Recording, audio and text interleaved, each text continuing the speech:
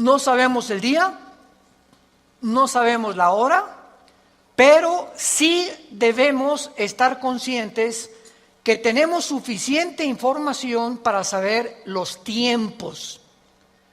En Mateo 16, Jesucristo les dijo a los fariseos: miren el cielo cuando ya se juntan las nubes, vamos en nuestro vehículo, ¿verdad? Y de repente todo se pone negro. ¿Qué nos indica el cielo? Que no sabemos en 3 minutos, o en 5 minutos, o en 10 minutos. Lo que sabemos es que va a llover, porque se ha puesto, ¿verdad? Las borrascas de las nubes negras nos indican que va a llover. Así dijo Jesús: cuando veamos las señales que se encuentran claramente en la Biblia, debemos saber que nos encontramos en los últimos tiempos. Y una de las cosas que hemos tratado de demostrar, ahora sí que lo podríamos hacer de una forma dogmática, de una forma clara, sin ninguna duda al respecto y despejando todas las incógnitas que pueda haber respecto a la escatología o a las profecías bíblicas, es que la historia tiene que durar 6,000 años. Estoy haciendo un repaso rapidísimo de las 7 conferencias que llevamos, o 6 conferencias que llevamos de esta serie. La historia tiene que durar 6,000 años. Muy bien. En la Biblia hay 2 medidas de tiempo de Dios. Uno, la semana de 7 días. Porque en 6 días Dios creó y el séptimo descansó. Dios le dio a Israel el séptimo día, o el Shabbat, para que ellos recordaran que tenían que trabajar 6 por 1. Trabajo 6 días y descanso un día. 6 días y descanso un día. Este es el reloj cronológico de Dios, no solamente para la historia, sino para nuestra salud. Las personas que no tienen el hábito de el día, para nosotros ya no es el sábado, es el domingo para la iglesia, porque la iglesia es diferente a la entidad de Israel. Las personas que no tienen el bendito hábito del domingo, o el día, si tú trabajas en un hotel el domingo, o en tu Uber el domingo, pues el lunes es tu día de descanso, necesitamos después de cada 6 días descansar un día.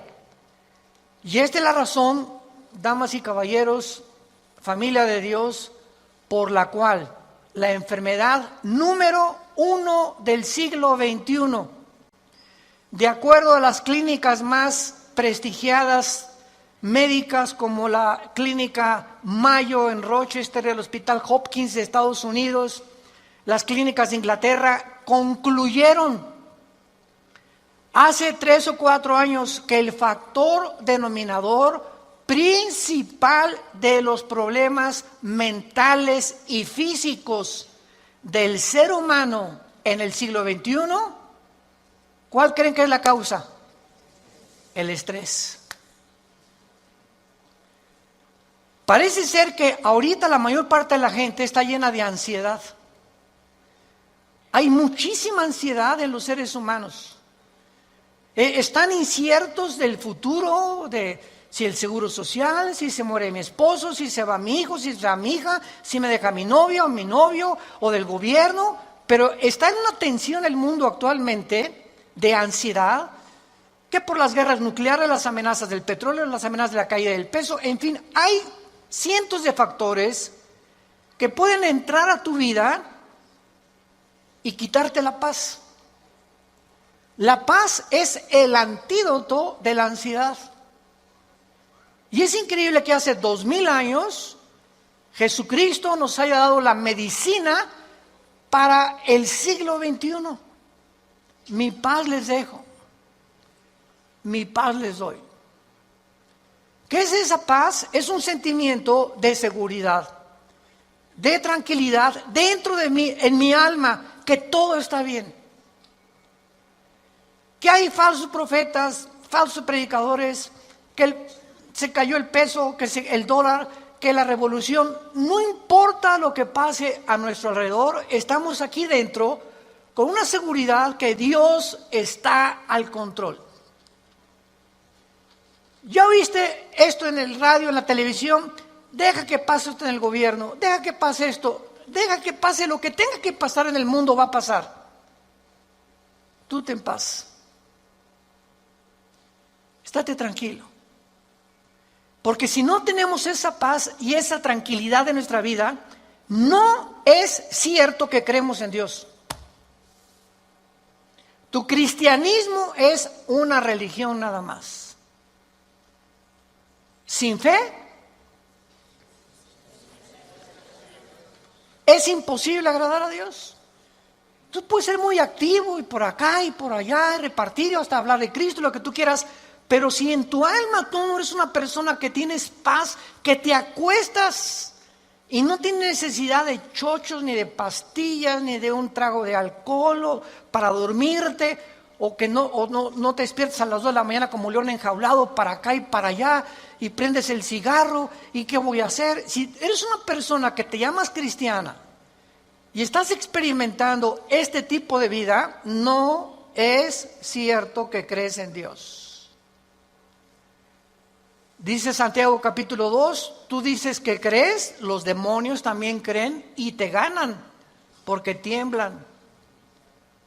Pero no basta creer y decir intelectualmente creo que Jesús nació en Belén y creo que leí la palabra de Dios. Demuéstralo porque es la justificación que se llama, las obras justifican la fe, o sea, las obras no nos salvan, pero tu manera de vivir y de enfrentar la vida demuestra que realmente has nacido de nuevo. Que esa es la fe que salva. Ese estado que tú tienes de tranquilidad, de paz. Se fue mi hija, bueno, ya se fue, mi hijo ya se fue, ya pasó aquello, no lo voy a hacer regresar. Puedo estar como leona enjaulada en la noche. ¿Dónde se fue mi Pepita y mi Chencho? Etcétera, etcétera. Pero tengo paz porque no los puedo controlar yo. Todo está en las manos de Dios Padre, echando toda nuestra ansiedad sobre Él. Señor, vengo a la cruz, ahí está mi hijo, Padre Santo, yo no lo puedo cambiar. Mi matrimonio, yo no lo puedo cambiar. Mi negocio, yo no lo puedo cambiar. Señor, todo está bajo tu control. Yo quiero tener paz. La vida es bien corta. Y tenemos que estar tranquilos. Por nada estén afanosos. Es una orden en imperativo en el original, el gramatical griego. Por nada estés afanado. Es una orden del cielo. Si no sean conocidas tus peticiones delante de Dios, con toda oración y con súplica. ¿Y qué pasa? ¿Qué dice Filipenses 4, 6 y 7? Y la paz de Dios, que sobrepasa todo entendimiento, guardará tus pensamientos y tu corazón en Cristo Jesús. ¿No tienes paz? Porque no te hincas. La paz viene cuando alguien se hinca y en lugar de escaparse por la puerta falsa, no, pues así son todas las mujeres, y no, esto y el otro, y por aquí, por allá, y a ver, compadre, vámonos a la cantina y vamos a ponernos. Y cuando recurrimos a la puerta falsa, y sobre todo al alcohol, que el alcohol es el que le abre la puerta al animal que traemos dentro. Cuando tú te pasas de 3, 4 copas de alcohol, le abres la puerta a la jaula, a un animal que traemos dentro, y vas a decir cosas, y vas a pensar cosas, y vas a hacer cosas que nunca hubieras hecho en tus 5 sentidos. Porque el alcohol nubla la razón y el entendimiento. Una muchacha que acepta tomarse 2 copas con su novio, ya perdió. Cuídate cuando tengas un novio que te da alcohol. Porque es la manera más fácil de doblegarte, de debilitar tu voluntad. Y tenemos que estar alertas, sobrios, porque el tiempo se acerca. Muy bien, ya los regañé. Veamos toda la palabra de Dios. Una tercera parte de la Biblia es profecías. El 33% de la Biblia está compuesta de profecías bíblicas. Ahora, muy bien, hay 2 eventos proféticos en la Biblia dos principales eventos que van de la mano. Se van a sorprender de esto. Dos cosas proféticas, dos eventos proféticos. Uno ya sucedió y porque ya sucedió, el otro tiene que suceder porque los dos van de la mano. El primero es el renacimiento de Israel el 14 de mayo de 1948. Es el primer evento profético que se tenía que cumplir para que se cumpliera el segundo evento profético, que es el más importante para todos nosotros. Y me refiero al arrebatamiento de la iglesia, al rapto de la iglesia. Si Israel no hubiera regresado a su tierra en 1948, el rapto no podría suceder, porque para que sucediera el rapto, primero Israel tenía que estar en su tierra. Ahora, ¿por qué estos dos eventos van de la mano? Porque son los dos eventos más milagrosos de los últimos tiempos. ¿En qué sentido? Lo que hace de Israel un evento sin señales es que fue un renacimiento milagroso. En el Antiguo Testamento se sabía que Israel iba a regresar. Ezequiel 37, Amós capítulo 9, Jeremías, etcétera, etcétera. Todos, desde Deuteronomio, Moisés había hablado que Israel iba a ser cautivo en Babilonia. Los asirios se los llevaron hace 2700 años, 100 años después los babilonios, pero que vendría el tiempo cuando Israel regresaría y resurgiría, renacería, resucitaría como nación.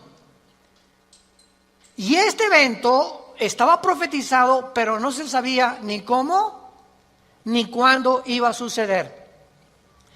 Y de repente, de la noche a la mañana, la única nación que ha nacido en un solo día ha sido la nación de Israel.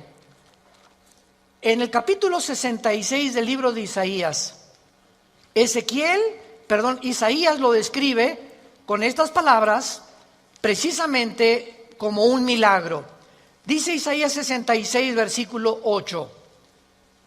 ¿Quién oyó cosa semejante? O sea, ¿quién ha oído jamás que en la historia ha pasado algo similar?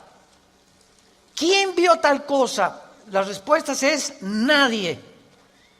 ¿Nacerá una nación de una vez? No, esto es imposible.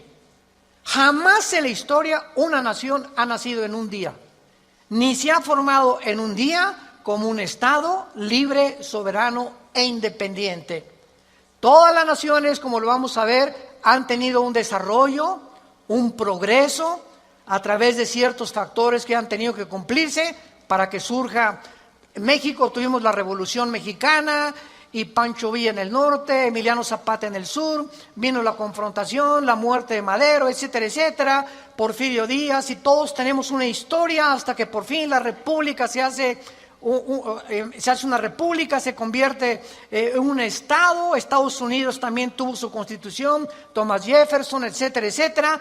Todas las naciones del mundo han tenido un progreso o un desarrollo para constituirse en lo que son, menos la nación de Israel. Y esto es a lo que nos confronta la Biblia. ¿Quién oyó cosa semejante?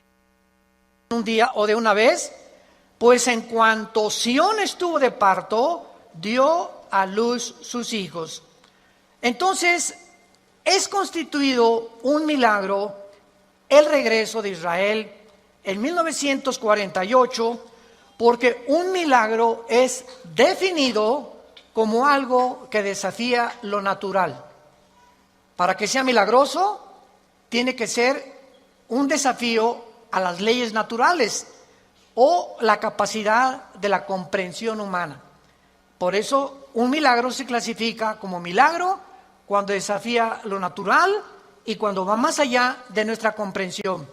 Israel fue un milagro que en un día se pudiera determinar que se constituyera en una nación. Ahora muy bien, lo que hace también de Israel un milagro es que ninguna otra nación jamás en la historia, número 2, ninguna otra nación en la historia jamás ha regresado a su tierra después de haber sido dispersada por más de una generación.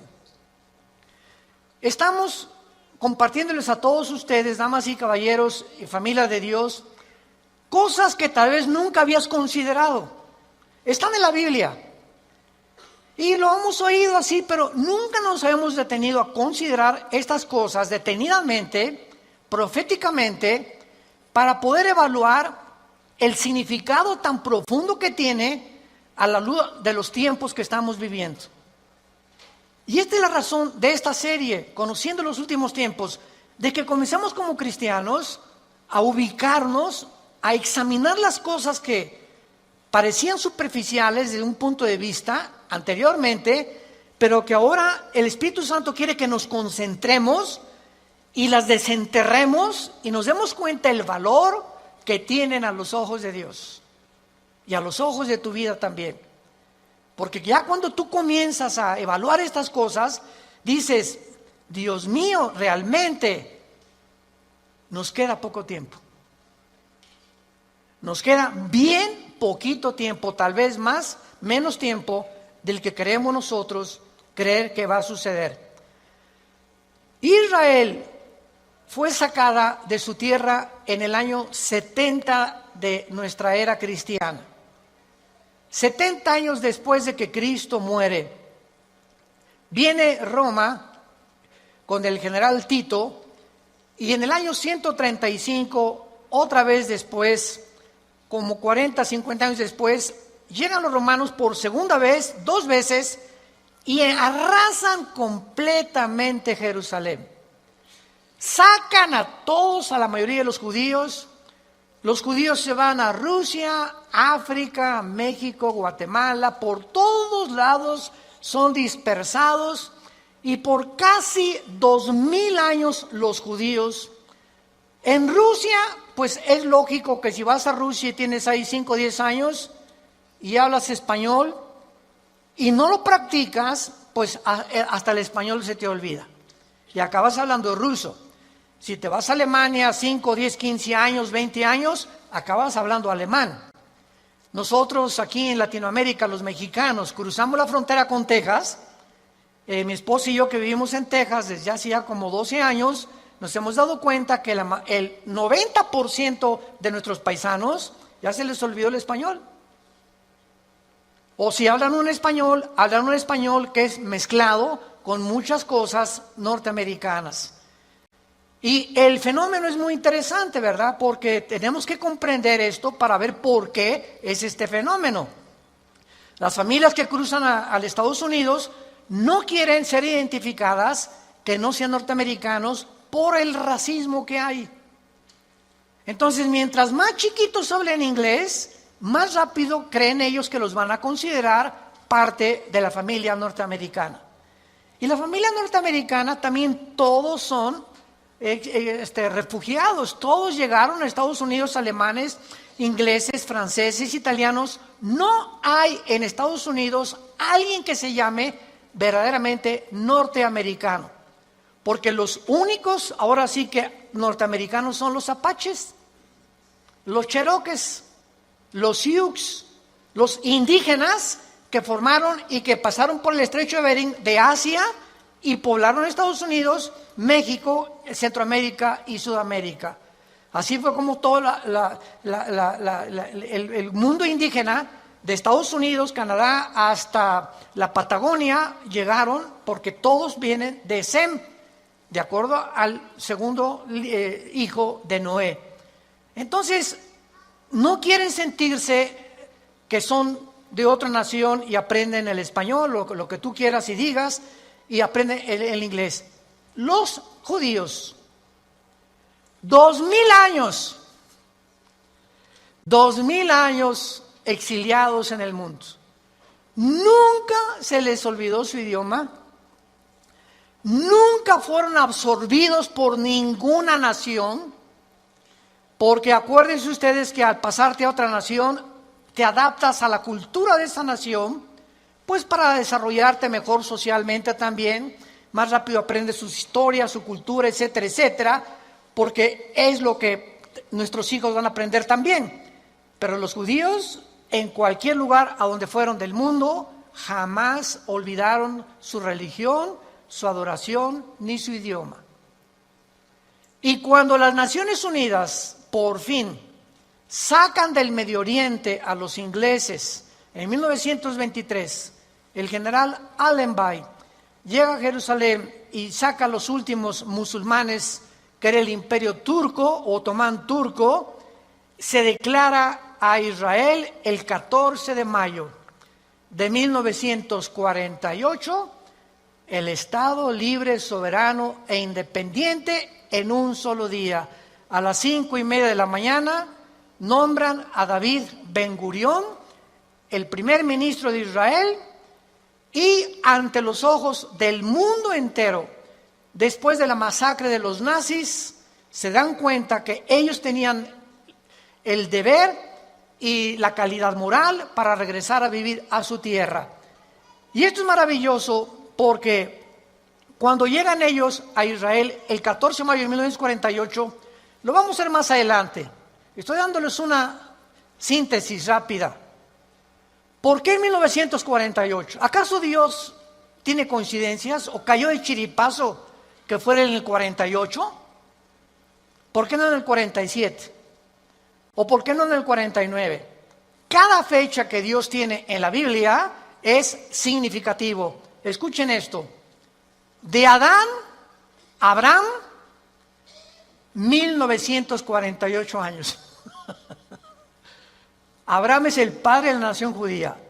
De Adán a Abraham, Abraham nació en el año 1948 desde Adán. De Cristo al nacimiento de Israel, 1948 años. ¿Ustedes creen que son coincidencias?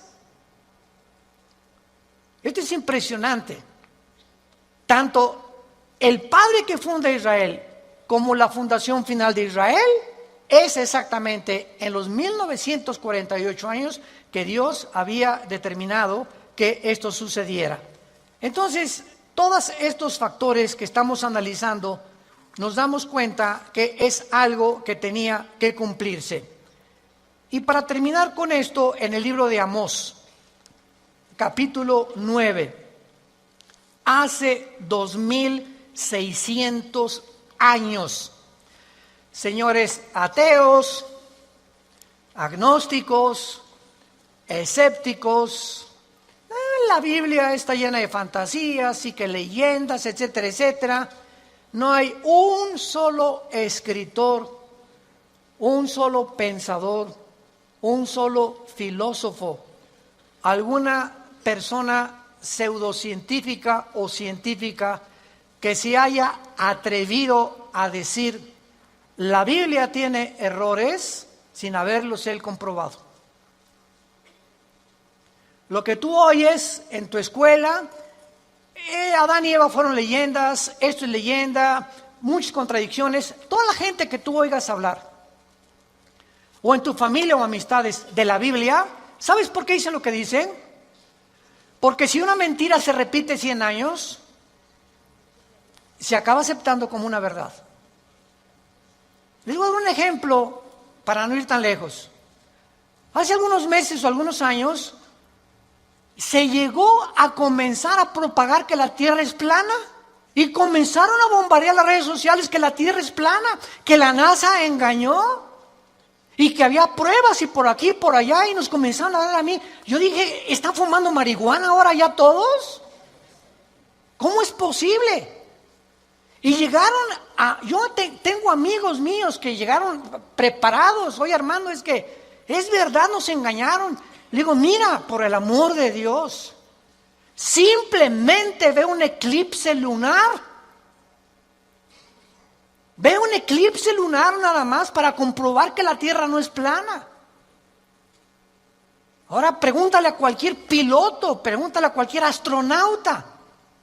Las fotos que se han tomado desde Marte, desde Luna, son falsificadas. ¿Quién lo dijo eso? La revista El Calimán. Increíble. Pero vean cómo llegamos a aceptar cosas que son científicas. Ya no digamos del carácter espiritual o filosófico religioso. Cosas que son científicas. Llegamos a atacarlas y a tratar de cambiar para poder introducir mentiras. Y sabemos quién es el padre de la mentira. Juan 8:44, Satanás. Llegar a confundir completamente las mentes. Y en un momento con los estudiantes ya de secundaria, pues ¿qué es verdad entonces? Lo que nos enseña, lo que no nos ha enseñado, ahora con que la tierra es plana. ¿Será cierto? ¿Será melón? ¿Será sandía? ¿Será, ya sabes? Ese es el mundo en que vivimos. En Amós 9, versículo 14 y 15, hace 2600 años. ¿Hace cuánto? 2600 años se escribió esta profecía. Y si trajiste tu Biblia, ahí apúntale en tu Biblia, junto 14 de mayo de 1948. Y traeré del cautiverio a mi pueblo Israel. La primera profecía es que ellos no se iban a quedar exiliados durante toda su vida.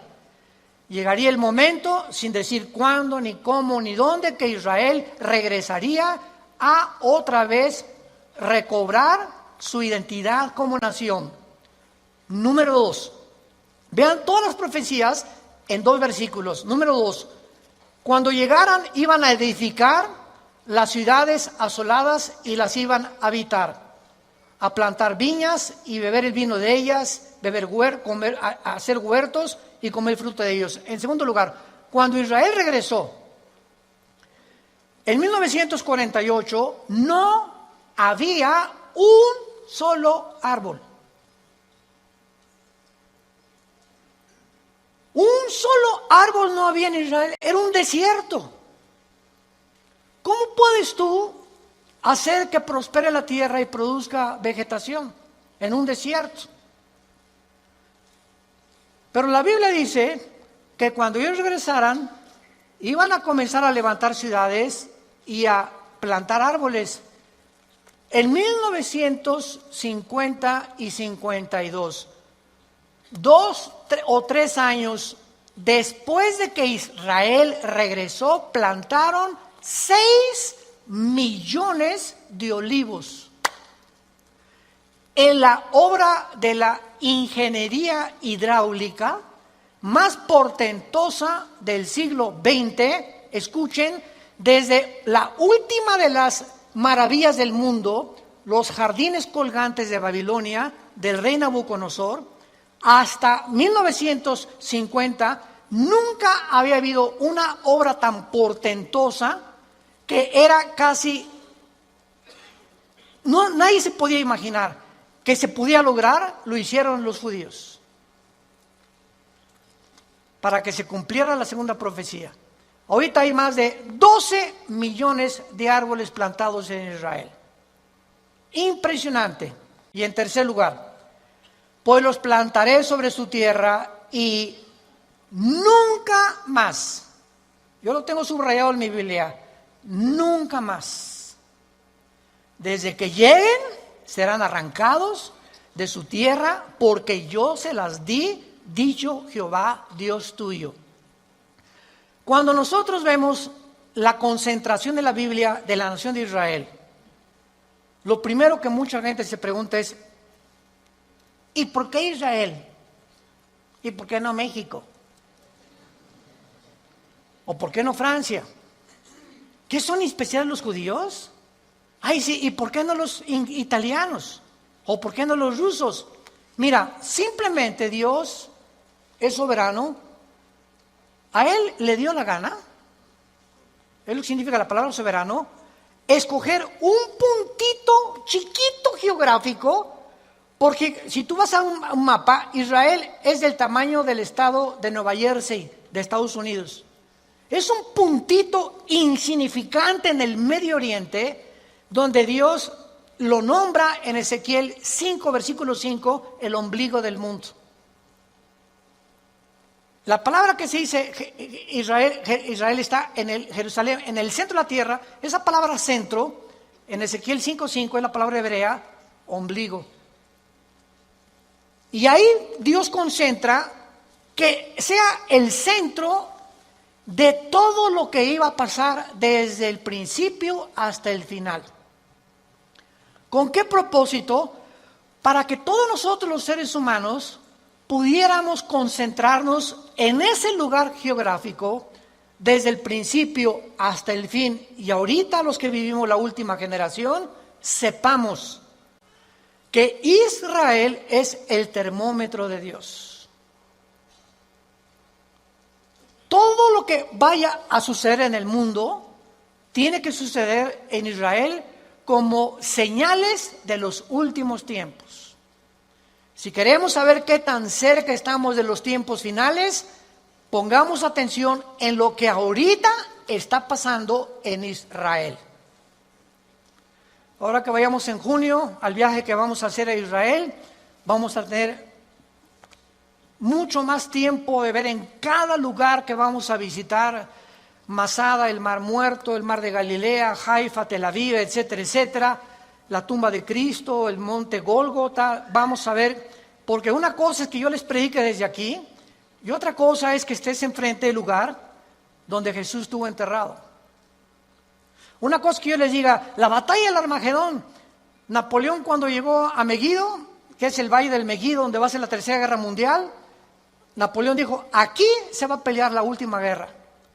Y una cosa es decir ahorita esto, y otra cosa es el Valle de Megiddo. Cuando llegamos ahí, hay como unas plataformas, y cuando hablemos del Valle de Megiddo, con sus ojos los que vayan a ir, van a ver el Valle del Megiddo y van a decir, Dios mío, aquí yo ya no voy a estar.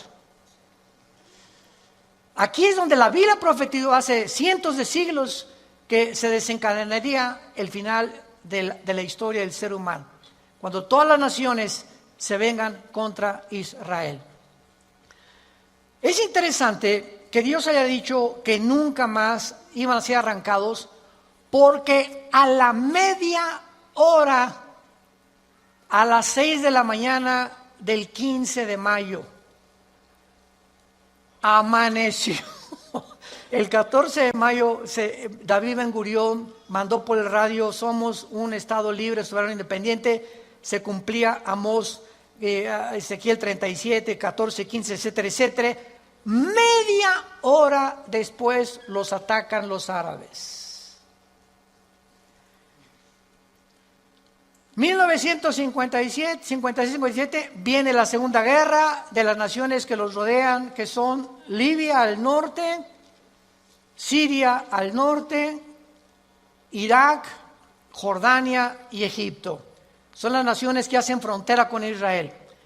Los atacan y llega la famosa Guerra de los 6 días. 6 de junio de 1967. ¿Qué pasó el 6 de junio de 1967, que se conoce como la Guerra de los 6 días y que, de acuerdo a uno de los generales más sobresalientes de todo el siglo XX, porque cuando vemos la Primera Guerra Mundial, usaban todos sus rifles con bayoneta, ¿verdad? Y la Segunda Guerra Mundial, ya la bomba atómica, la desintegración del átomo fabricado por el elemento uranio 235, en 1952 la bomba de hidrógeno. Y cuando llegó la guerra del Golfo Pérsico, 1990-91, que Saddam Hussein, ¿se acuerdan?, invadió Kuwait, poniendo como pretexto que tenía una deuda de petróleo que no les habían pagado, que lo único que quería era apoderarse del petróleo y apoderarse del Medio Oriente. El papá Bush, el expresidente del papá del que fue presidente, organizó una coalición de 29 naciones para ir a sacar a Saddam Hussein de Kuwait. Y el general encargado de la organización de las 29 naciones que se formaron para sacar a Saddam Hussein de Kuwait se llamó el general Schwarzkopf. Schwarzkopf. Este general, graduado de West Point, que es una academia en Estados Unidos, la más prestigiada para los militares, ya murió. Él escribió su libro, y cuando yo lo acabé de leer en la vida del general Schwarzkopf, él decía lo siguiente: yo admiraba a Napoleón, un general, estratega tremendo, murió en la isla de Santa Elena. Por cierto, murió cristiano Napoleón Bonaparte, con la Biblia en la mano, en su pecho, y tenía leyendo el Evangelio de San Juan cuando Napoleón Bonaparte murió. Alejandro el Magno, dijo el general Schwarzkopf, las falanges de Alejandro el Magno, los griegos inventaron las lanzas altísimas, y entonces cuando venían los caballos, la caballería de Alejandro, las ponían así en el suelo y no los veían el ejército, y ya cuando venían las levantaban y se ensartaban en las lanzas, y se volvió invencible Alejandro el Magno con esta estrategia militar. Y el general Schwarzkopf dijo lo siguiente: ni Napoleón, ni Alejandro, ni Aníbal, ni ningún otro militar estratega de la historia he conocido que haya podido estar en una guerra como la de los 6 días. ¿Qué pasó en la guerra de los 6 días? Que se considera por el general Schwarzkopf y ahora en los libros de la milicia como uno de los milagros más grandes que ha habido de una confrontación en la historia humana. Fue lo siguiente: el 6 de junio de 1967, el presidente de Egipto, Abdel Nasser, junta al presidente de Jordania, al de Siria, al de Libia, en una reunión, al de Irak. Vamos a destruir a Israel. Somos 15 millones más que ellos, o 20 millones aproximadamente más que ellos. Ahorita les doy la proporción. Vamos a juntarnos, extirpemos este problema ya y echémoslos al mar Mediterráneo. Entonces se juntaron todas las naciones con frontera con Israel el 6 de junio y el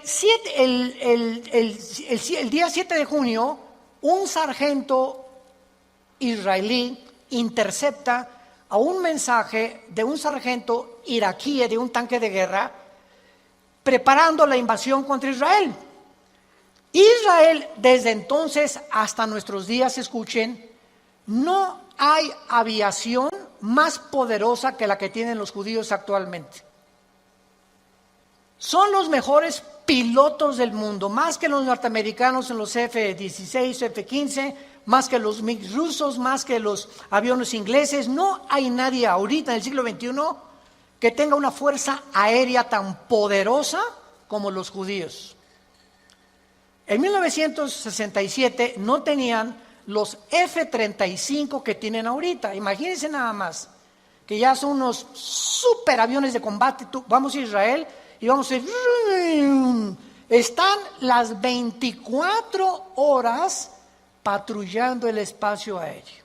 Las 24 horas. ¿Y dónde creen que tienen los aeropuertos? No va a ser en Tel Aviv, ahí vamos a aterrizar, ahí aterrizan todos los vuelos internacionales, los tienen debajo de la tierra. Ahí por todo Israel, túneles impresionantes de donde salen los aviones. Y los cierran y los tapan, los camuflajean. Bueno, 6-7. El 8 de junio, los pilotos judíos se suben a 6 aviones. Y a las 5 de la mañana, cuando los egipcios estaban dormidos, y los jordanos estaban dormidos, y los sirios estaban dormidos, en los 6 aviones los judíos destrozan toda la aviación de Egipto, la aviación de Jordania, la aviación de Siria, en menos de 1 hora. Una vez que acaban completamente con toda la aviación de todos sus enemigos en un día, desde arriba del aire, ahora ellos controlan el aire. Y el que controla el aire, controla la guerra. ¿Hay alguna relación espiritual? Cuando usamos la oración, que es desde el aire, controlamos la tierra. Cuando tú oras, te elevas a la dimensión espiritual para que tu hijo sea protegido, para que tu matrimonio sea protegido. Bueno, esto solamente es una similitud que quiero usar, ¿verdad? Pero una vez que dominamos el aire, podemos dominar la tierra, porque en todas hay enseñanzas espirituales. Entonces los judíos destrozan completamente toda la artillería, para no hacérselas más largo. El sexto día de la guerra, los judíos habían entrado a la península del Sinaí. Habían llegado a las colinas del Golán, que es la frontera con Siria, al norte del mar de Galilea. Toda la franja de Gaza era de ellos, y el banco oriental, donde es ahorita Jericó, lo que es Judea en el Antiguo Testamento. El sexto día, la Liga de Naciones, en aquel tiempo que se convirtió en las Naciones Unidas, le mandó un recado al general Moshe Dayan, porque también llegaron por primera vez en 2000 años a la ciudad de Jerusalén. Reconquistaban la ciudad de Jerusalén y le dijeron al general Moshe Dayan: ya párale, deténganse, porque si no va a haber un conflicto mucho mayor. ¿Saben por qué terminó la guerra en 6 días? Porque el séptimo tenían que descansar.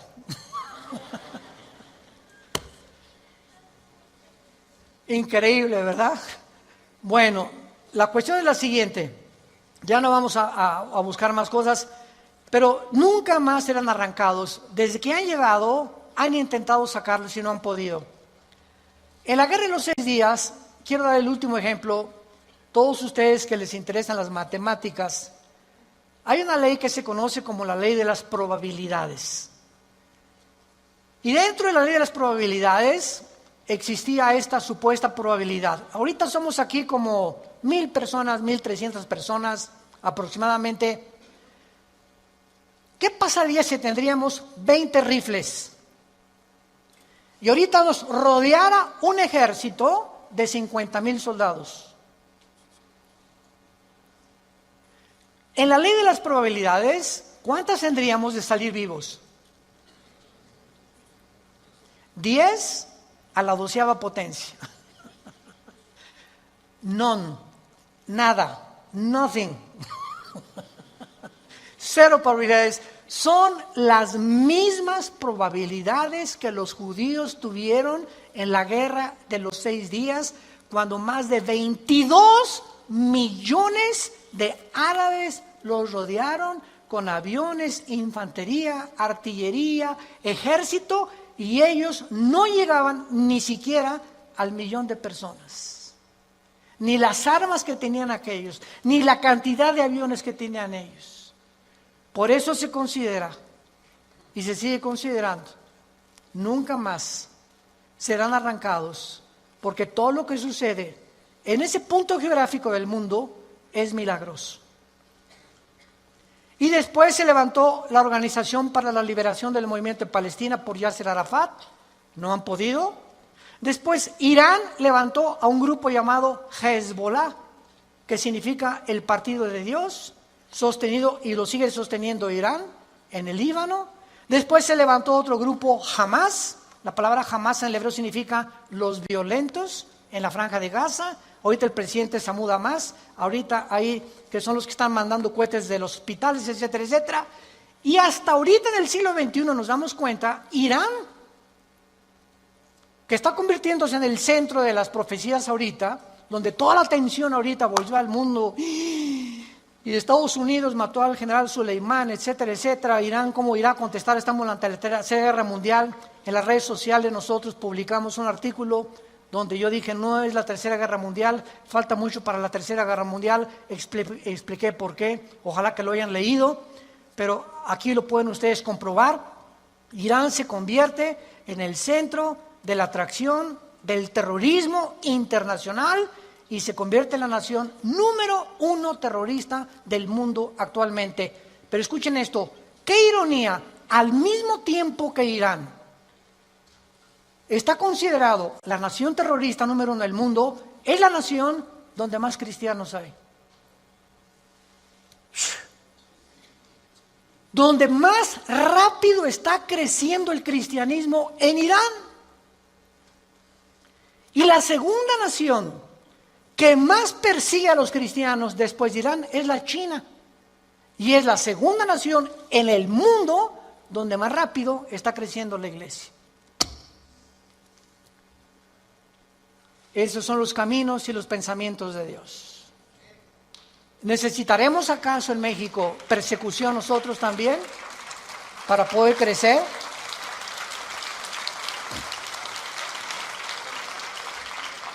Ahora, de acuerdo a las profecías bíblicas, que ya no quiero adentrarme más, lo vamos a seguir viendo en esta serie, en Jeremías 49, del 32 en adelante, hace 2500 años, el profeta anunció con una palabra que es y que se usa en Jeremías 49, del 32 en adelante, Elam. Elam. Llegando a tu casa hoy, vean ustedes qué increíble es la Biblia.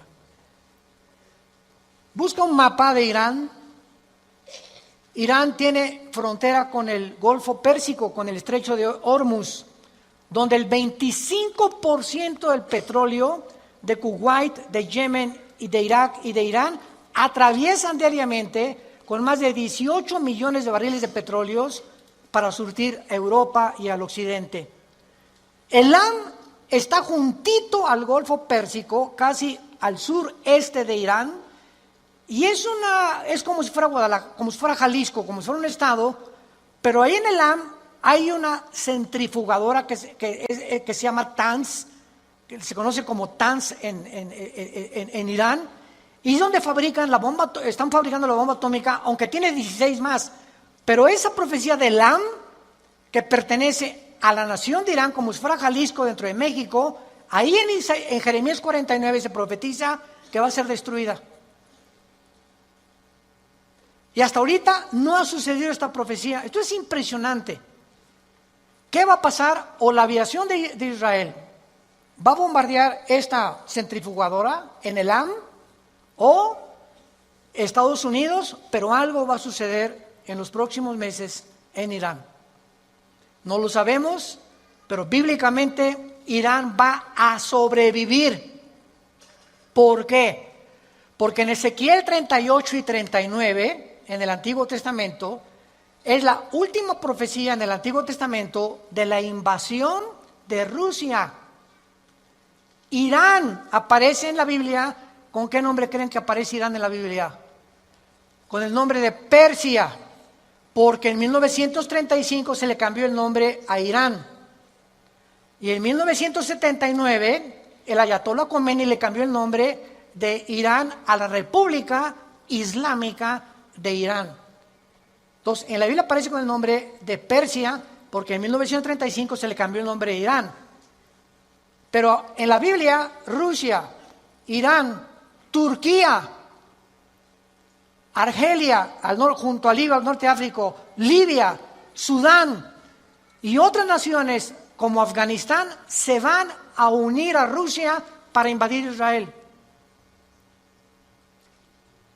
Entonces, si Persia, si Irán aparece en Ezequiel 38, versículo 4 al 6, como aliado de Rusia para invadir Israel, significa que ahora este bombardeo de la centrifugadora en Elam va a ser el principio o lo que desencadene una guerra en el Medio Oriente. Pero una guerra nuclear no la habrá hasta después. Van a ser guerras que van a afectar el petróleo, van a afectar muchas cosas. Va a haber otra guerra en el Salmo 83, que va a ser antes de Ezequiel 38, donde las naciones con frontera con Israel, árabes van a atacar a Israel. Israel va a ganar de acuerdo al Salmo 83. Después, ya que se han destruido ellos, se junta a Rusia con las naciones musulmanas y el anticristo establece sus cuarteles generales en Irak. Irak se va a convertir en el centro del control del anticristo del Medio Oriente y de Europa. Y después dice Daniel 11, 45 en adelante, que entonces el anticristo cambia sus cuarteles a Jerusalén. Cuando les permita a los judíos reconstruir su templo, entra a los 3 años y medio a violar el templo y se desata la batalla final del mundo, el Armagedón, donde varias naciones no están de acuerdo con el anticristo, se juntan ahí en el Megido, y antes de que Israel sea destruido, Jesucristo, dice Mateo 24, 29 adelante, verán la señal del Hijo del Hombre, viniendo en las nubes con todos nosotros, con gran poder y gloria, para establecer su reino milenial en este mundo. Y la pregunta es, ¿estás tú preparado para ese día? Nosotros ya no vamos a estar en la mayor parte de estas guerras, vamos a ver algunas, pero estamos en el principio de los dolores. Explosión volcán, se aventó el Popo, tantas erupciones, fumarolas hace una semana, en Filipinas, otro volcán, y todo Australia, casi el 70% quemándose, California quemándose, inundaciones, tsunamis. 1 billón de animales murieron en Australia. 1 millón de animales han sido extinguidos actualmente en el mundo. Los incendios en el Amazonas, ¿qué está pasando en el mundo? Los climas ya no son climas, ya no hay primavera, verano, otoño, invierno. Santos de Dios, familia de Dios, abramos los ojos. Ya abre los ojos y ve la realidad del mundo que estamos viviendo, que son campanadas del cielo anunciándonos, vengo por ustedes. Me fui a preparar lugar para ustedes, pero les prometí que vendría por ustedes.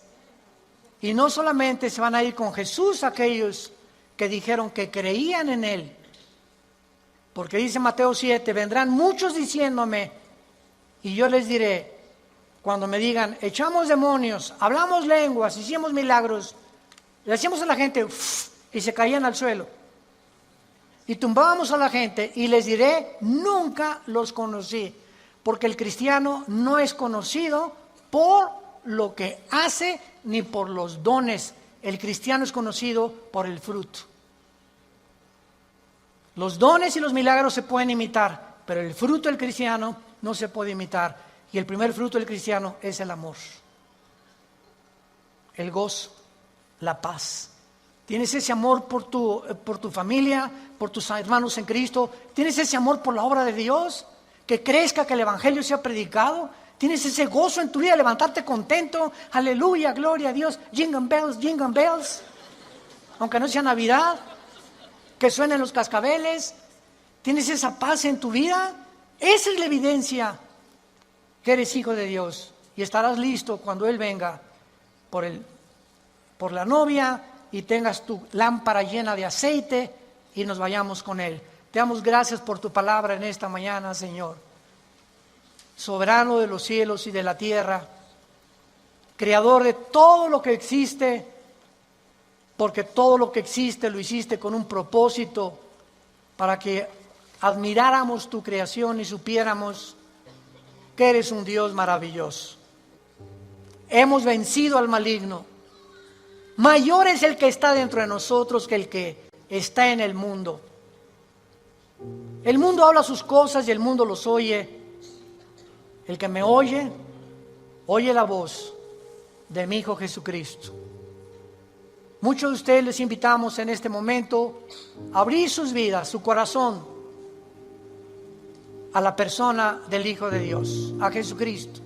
Si no lo tienes en tu vida, si tú no estás seguro de tener a Cristo en tu vida, dile estas palabras con todo tu corazón: Señor mío y Dios mío, te pido perdón por mi vida, por mis pecados.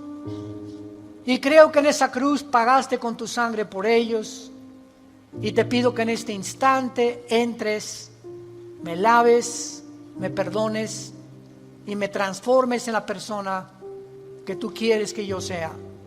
Con ese poder en el Espíritu Santo que me darás, por el cual seré sellado hasta el fin y sabré que te pertenezco y que ahora te puedo llamar Padre Santo que estás en el cielo. En el nombre de Jesús. Amén.